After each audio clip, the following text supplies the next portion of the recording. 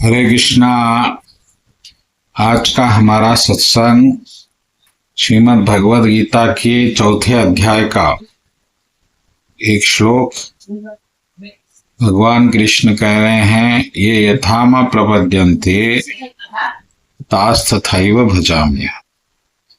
इसका अर्थ है, जो जिस तरह मुझे भजता है मैं उसे उसी प्रकार से भजता हूँ। तो यहाँ भजता हूँ का अर्थ है प्रेम करता है, सेवा करता है। तो भगवान उसे फिर उसी के सेवा के अनुकूल अपनी कृपा करते हैं, प्रेम करते हैं। ये बहुत महत्वपूर्ण है, क्योंकि इसका अगर आप उल्टा लें, इसको उल्टा करें तो बात ये हो जाएगी कि अगर आप प्रेम नहीं करते तो भी फिर मैं प्रेम नहीं। इसीलिए हम सब प्रभु की कृपा से वंचित होते, क्योंकि हम प्रेम नहीं करते प्रभु से, तो प्रभु हमसे प्रेम नहीं करते।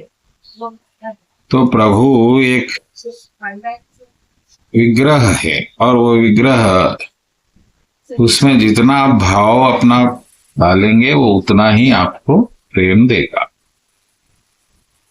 तो इस प्रकार से अगर आप देखेंगे तो भगवान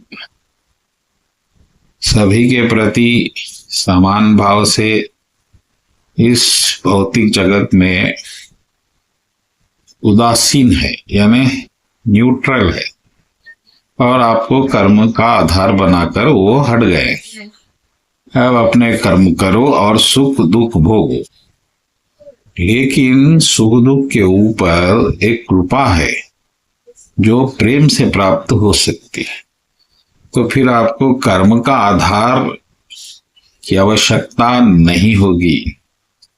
इसीलिए कर्म का आधार क्षणिक है, शाश्वत नहीं है और नित्य नहीं है, अनित्य है। कर्म से सुख प्रेम पैदा नहीं किया जा सकता। कर्म से सुख, भौतिक वस्तुओं का सुख पैदा किया जा सकता है। इसीलिए हम कर्म करने के उपरांत भी सुखी नहीं रहते, और क्योंकि वो कर्म क्षणिक होने के कारण वो सुख भी क्षणिक होता है और दुख भी क्षणिक ही होता है। तो इसमें हमें जो है शाश्वत सुख, शाश्वत शांति प्राप्त नहीं हो।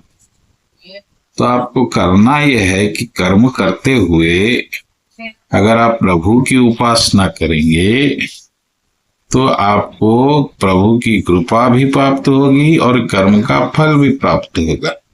तो दोनों ही तरह से आप सुखी हो जाएंगे।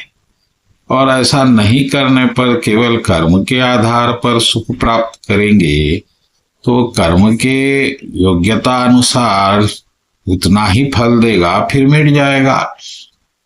क्योंकि प्रभु की कृपा शामिल नहीं होगी, वो टिकेगा नहीं और भाग जाएगा। इसीलिए कर्म शाश्वत नहीं है, प्रभु की कृपा शाश्वत है।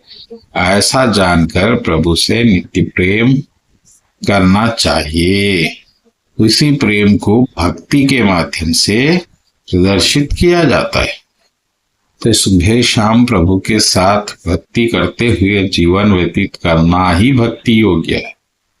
अपने जीवन में प्रभु को एक अभिन्न अंग मानकर, परिवार का अभिन्न सदस्य समझकर, उनकी मूर्ति या तस्वीर जो भी है उसको आप नित्य उसके साथ उसको आरती करके, भोग लगाकर, भजन गाकर प्रसन्न करेंगे तो प्रभु निश्चित ही आप पे कृपा बरसाएंगे, जो आपके सुख का कारण बनेगी।